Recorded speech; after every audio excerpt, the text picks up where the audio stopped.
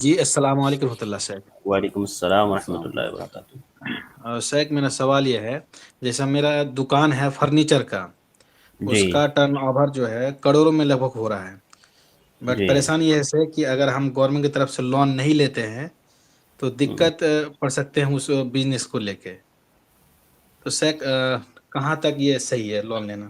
وہ دقت بتا دیجئے مجھے، کون سی دقت جیسے؟ جیسے انکم ٹیکس کا چھاپا پڑنا وغیرہ، یہ سب چیز ہم اتنا جواب دے ہی نہیں پائیں گے اسے.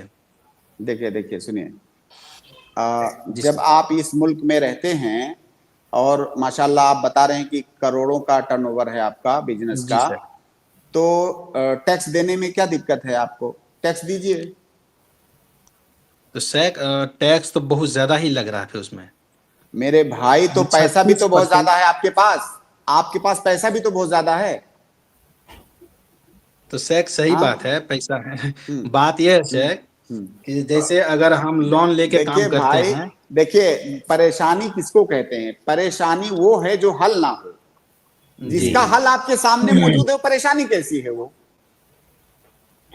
تو شیخ وہ دوسری بات جی یہ ہے کہ آپ یہ بتا دیجئے مجھے کہ کیا لگژری لائف یہ ضروری ہے یا دین پر عمل کرنا ضروری ہے؟ دین پہ عمل کرنا شیخ. دین پہ عمل کرنا ضروری ہے. جی اللہ سر. کے نبی صلی اللہ علیہ وسلم کی ایک حدیث ہے کہ من اصبح منکم آمنا فی سربہ معافا فی جسدہ عندہ قوت یومہ فکأنما حیزت لہ الدنیا بحذافیرہا. اس کا مطلب جی سر. ہماری شریعت جو دنیا میں جینے کا ہمیں سلیقہ بتا رہی ہے کہ جی سر. اگر آپ کے پاس گھر ہے، اس گھر میں امن و امان کے ساتھ رہتے ہیں، آپ کے پاس صحت اور تندرستی ہے، تو گویا کی پوری دنیا آپ کے پاس ہے. اب جی ضروری سر. تو نہیں ہے کہ کروڑوں ہمارے پاس ہو. ظاہر ہے اسی کروڑوں کے چکر میں آپ یہ سوال کر رہے ہیں کہ کیا میں سود پر قرض لے سکتا ہوں؟ اگر جی سر. وہ کروڑوں آپ کو سود لینے پر مجبور کر رہے ہیں تو ان کروڑوں کو دھکا مار دیجئے. وہ کروڑوں ضروری نہیں ہے. کل کو ہو سکتا ہے آپ کی جی آنکھ بند ہو جائے، اللہ تعالیٰ آپ جی کو سر. لمبی عمر دے، کل کو آپ کی آنکھ بند ہو جائے گی، وہ کروڑوں غائب ہو جائے گا.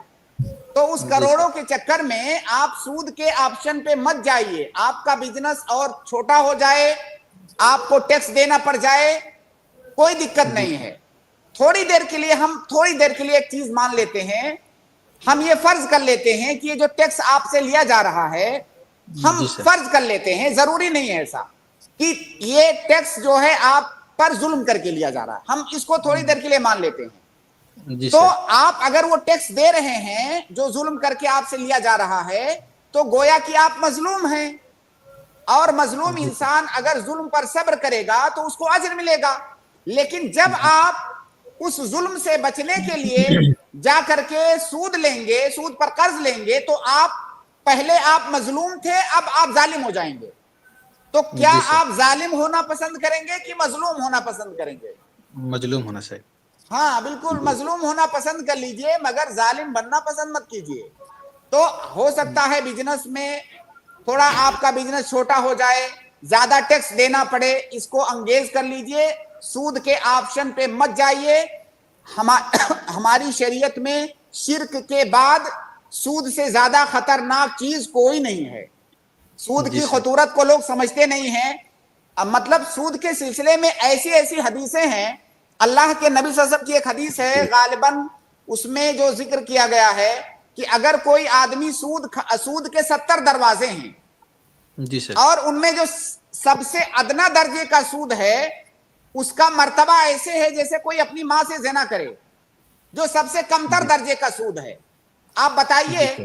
کہ کیا آپ اپنے بزنس کو لات مارنا پسند کریں گے یا یہ والی قبیح چیز کرنا پسند کریں گے جس کا میں نے ذکر اپنے کیا؟ ظاہر جی ہے. سر. تو بزنس میں تھوڑا سا بزنس چھوٹا کر لیجئے، لیکن سود کے آپشن پہ مت جائیے. سر اسی سے ریلیٹڈ ایک اور کوشچن ہے. جیسے فرنیچر پہ بھی جی دیتے ہیں، کیا جیسے ہوتا ہے؟ بجاج پھر سے جیسے بجاج کمپنی سے ہم لوگ لے کے رکھے ہیں، اس ہوں کا کیو آر لے کے رکھے ہیں کہ ہم لوگ اس کو ای ایم آئی پہ بھی ہم لوگ بیچ سکے اسے.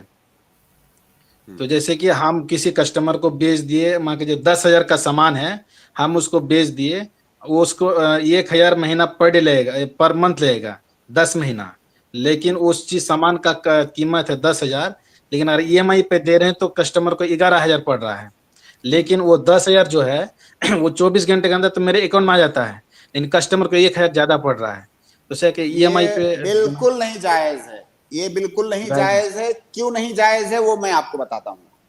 जी सर। देखिए, जैसे आपने कहा कि बजाज से वो फाइनेंस करवाता है, जी सर। बजाज से कैसे फाइनेंस करवाता है? वो आदमी बजाज के पास जाता है, उसका कार्ड इस्तेमाल करता है, उसके पास चूंकि पैसा नहीं है, उसे 10,000 का फर्नीचर खरीदना है।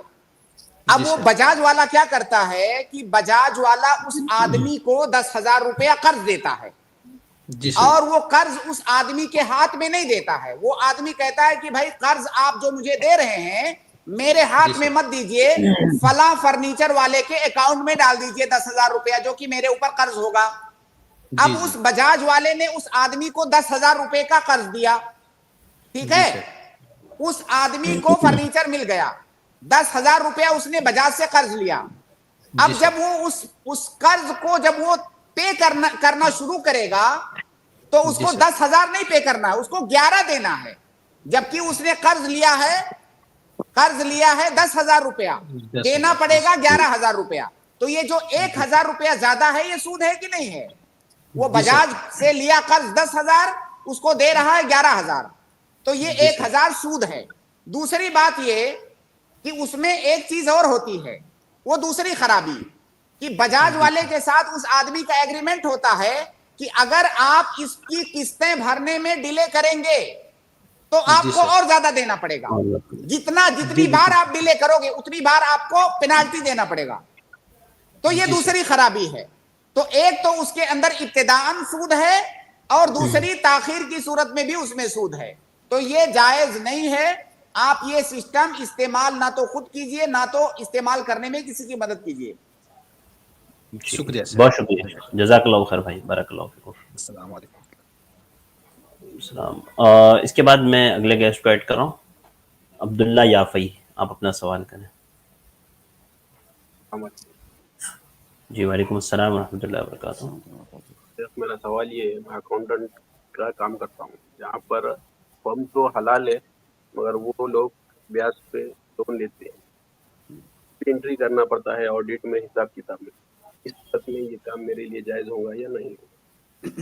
अल्लाह के नबी सल्लल्लाहु अलैहि वसल्लम की हदीस है, लाअनल्लाहु आकिल रिबा व मुकिलहु व कातिबहु व शाहिदैहि, कि अल्लाह की लानत हो सूद खाने वाले पर, सूद खिलाने वाले पर, यानी सूद लेने वाले पर, सूद देने वाले पर, और सूद की लिखा पढ़ी करने वाले पर, और सूद पर गवाह बनने वाले पर। अब इस हदीस का मतलब यह है कि उस सूद के मामले में, उस प्रोसीजर में जिस आदमी का भी ताउन शामिल होगा, करीब से या बईद से, वो इस लानत का मुस्तहिक ठहरेगा। और आप तो डायरेक्ट उस सूद की लिखा पढ़ी कर रहे हैं, तो आप कातिब हुए उस सूद के लिए, तो लिहाजा ये काम करना जायज नहीं है। जी अब्दुल्ला भाई, तो मैं बात किया था आलिम साहब को, वो बता रहे थे कि ये ऑलरेडी आप बाद में उसका हिसाब किताब भी नहीं हो।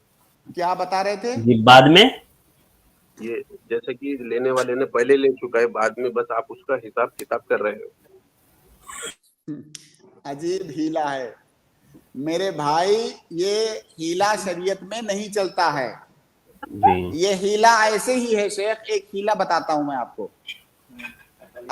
एक मखसूस मजहब के फिक़े में है वो हीला, मैं नाम नहीं लूंगा, बहुत सारे लोग चिढ़ जाएंगे जी। वो हीला ये है कि जैसे चोरी के बाब में, चोरी का आप बाब पढ़ेंगे फिक़े में, तो चोरी के बाब में हद कायम करने के लिए एक शर्त है कि चोरी के माल को हयीज से, हयीज मतलब ऐसी जगह से चुराया जाए जहां पर उसके मालिक ने रखा हुआ है। अब अगर कोई आदमी ऐसा करता है कि एक आदमी गया, उस माल को उठा करके वहां से बाहर सड़क पे रख दिया, दूसरा आदमी आया सड़क से उठाकर लेके चला गया, तो फिर ये चोरी नहीं है, उस पर उसका हाथ नहीं काटा जाएगा। तो ये मामला तकरीबन कुछ उसी तरह से है। भाई आपको पता है कि सूदी कारोबार में वो लोग मुलव्वस हैं, चाहे पहले लिए हैं बाद में लिए, इससे क्या फर्क पड़ता है? جی جی جی جی عبداللہ بھائی ٹھیک ہے.